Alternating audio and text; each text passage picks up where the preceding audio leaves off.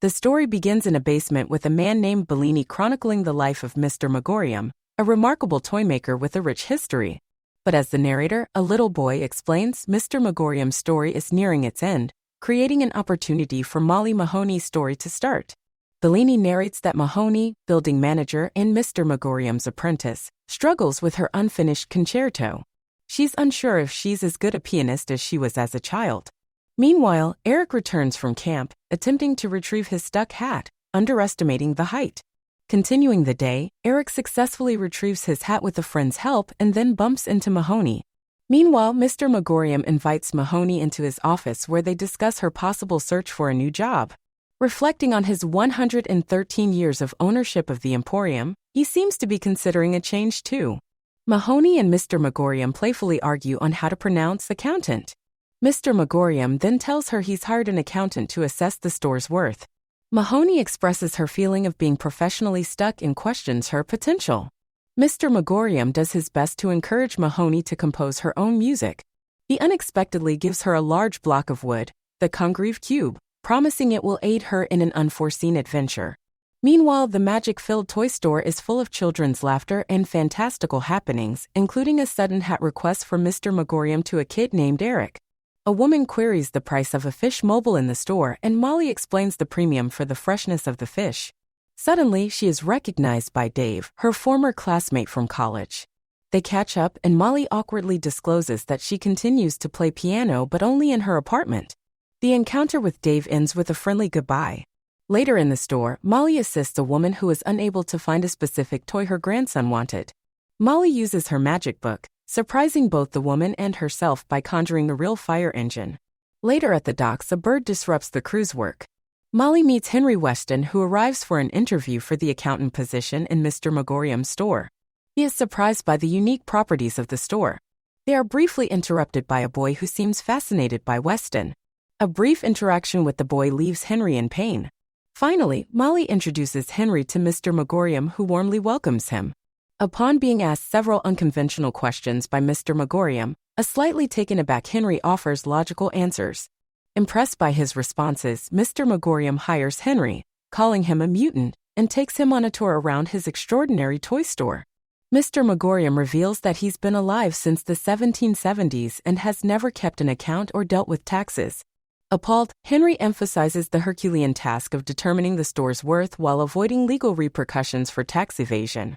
The eccentric Mr. Magorium subtly announces his impending departure from this world to Henry, who is skeptical. Meanwhile, Eric notices something odd happening with the store, drawing Mr. Magorium's attention to it. Confusion mixed with a sense of mystery starts to envelop the store. Eric's unexpected discovery sets off an avalanche of bouncy balls in the store. The mesmerizing sight causes chaos but also amuses many. Meanwhile, Henry struggles to find Mr. Magorium for a serious conversation about the store, but the latter seems more interested in hula hoop challenges. Done. Henry is trying to make sense of Mr. Magorium's whimsical documents, including a supposed IOU from Thomas Edison. Molly defends the magical nature of the store while Henry staunchly sees it as just a regular toy store, leading Molly to label him a just guy, a man of a traditional, unimaginative viewpoint. Molly plays a melancholic tune on the piano, conveying her sadness about the store's future. Mr. Magorium scolds the store for sulking and turning gray due to his imminent departure. Despite its misbehavior, he reassures his beloved magical store that it will be well cared for by Molly. Mr. Magorium addresses the store, urging it to be brave for the future. Later, Eric shares his day at the store with his mother. Noticing his lack of interaction with others, his mother gently encourages him to give people a chance and try to make friends. On his mother's advice, loner Eric takes bold steps to make a friend. He slowly approaches an individual, marking the start of a journey that's beautifully accompanied by a song emphasizing not being shy and letting feelings guide the way. Eric spends a lively day at Mr. Magorium's Wonder Emporium. Amidst magical moments with Mr. Magorium and Mahoney, a young customer seeks a specific book. Surprisingly, Mr. Magorium announces he's gifting the store to Mahoney as he's gearing up to depart. Another amusement-filled day goes awry as Mr. Magorium intends to gift the Emporium to Mahoney. The surprise upsets Mahoney, who feels unsuited to run the magic-laden store. Their unexpected conversation causes a stir in the shop as even a book begins to kid around. See, Mr. Magorium, Mahoney, Mark, Eric. Chaos ensues in the Emporium as colors fade and gravity laws go awry. In the midst of the pandemonium, Mahoney asks for a lollipop from the big book but gets a lemur instead. Simultaneously, Eric seems in trouble. With the store in complete chaos, Mr. Magorium instructs everyone to leave and reconvene upstairs. Despite being a dentist, Mark is requested to assist in catching a runaway lemur. In the middle of the pandemonium, Mahoney unexpectedly shows up. During a meeting amidst chaos, Mr. Magorium compliments Eric on his hat before moving on to the second issue, the store's temper tantrum. He believes the store, reflecting the emotions and mindset of the children who use it, has grown sad in fear of his departure. Mahoney suggests giving the store a timeout. In a tense meeting, Eric blames the store's gray melancholy on Henry, referring to his detached attitude. Defending himself, Henry offers to assign a new agent to avoid disrupting the magical place, showing he doesn't understand the store's magic. Meanwhile, Mr. Magorium insists that Henry's presence is not the cause of the store's sadness. A shocking revelation stuns everyone when Mr. Magorium announces he's leaving, much to everyone's dismay and confusion. He's not dying or sick, but has decided his time has come. When Mahoney reveals that he was talking gibberish, collapsed, and has been acting strangely, Mr. Magorium defensively denies her claim. The scene reveals Mr. Magorium's eccentric yet endearing nature further. He defiantly refutes the diagnosis presented by Dr. Phillips. A worried Mahoney and Tommy discuss the lack of insurance documentation, which angers Mr. Magorium. He then suggests a surprise Tommy, who is trying to help, to go home. In this scene, a stern Mr. Magorium advises Tommy to leave the store, suggesting he's failing at understanding the insurance issues. Meanwhile, Mahoney is conflicted over Mr. Magorium's impending departure and her ability to run the store. However, Mr. Magorium insists she use the Congreve cube, a block of wood that Mahoney hasn't yet discovered the purpose of. From his hospital bed, Mr. Magorium treasures gifts Eric brought from the Magic Toy Store's gift shop. Meanwhile, Mahoney is informed by the doctor that Mr. Magorium must either be discharged because of his perfect health or taken home. Now Mahoney faces the distressing reality of Mr. Magorium's decision to go. Mr. Magorium resorts to euphonium practice to cheer himself up, causing a ruckus in the hospital. Despite her frustration, the doctor lets Eric and Mahoney say farewell and asks Mr. Magorium to ensure he gets rest. Overwhelmed and tired, Mr. Magorium prepares to sleep, leaving Mahoney concerned about his impending departure. Struggling to find a solution, Mahoney pleads with the magical Emporium to give her guiding wisdom. In the morning, Bellini queries about Mr. Magorium's health and Eric continues reading Mr. Magorium's memoirs. At the store, Eric, nicknamed Mutant by Mahoney, offers to handle the shop responsibilities for the day, and she reluctantly hands over the store's operation to him. Overwhelmed, Mahoney decides to let Eric run the toy store for a day.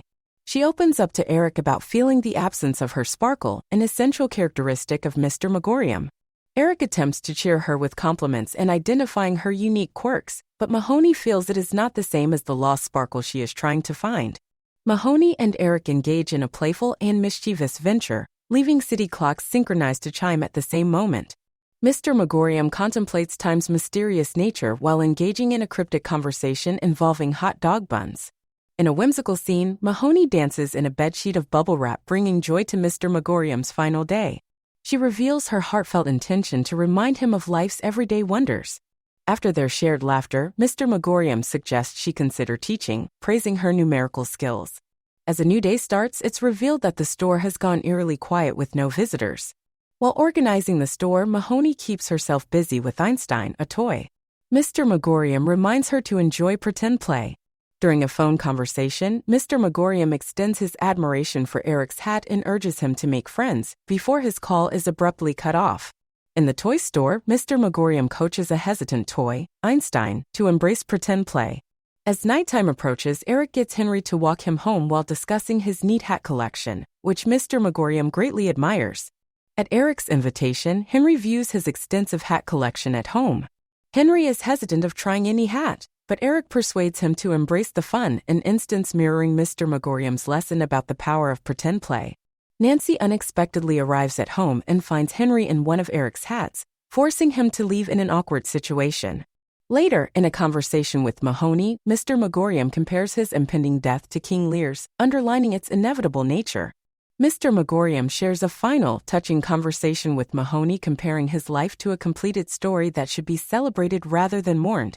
He wishes for his life to be remembered with a simple, "He died," and leaves with a final, "Goodbye, my love." The once vibrant store is left lifeless and distraught without its beloved owner, but Mahoney is determined to bring it back. Eric, a young friend, vows to help keep the store running, though Mahoney confesses to lack the needed magic. Later at the store, Mahoney reveals to Eric it is for sale. Then Gray, a buyer, arrives and kidnaps the unusual store's lack of organization and business acumen. Eric encourages a boy, Jack, to interact with the store's displays, imparting his belief in their magic. At the same time, an interested buyer tours the space, commenting on its impractical setup. Jack's fascinated, but his mother insists on leaving, promising to inspect other properties.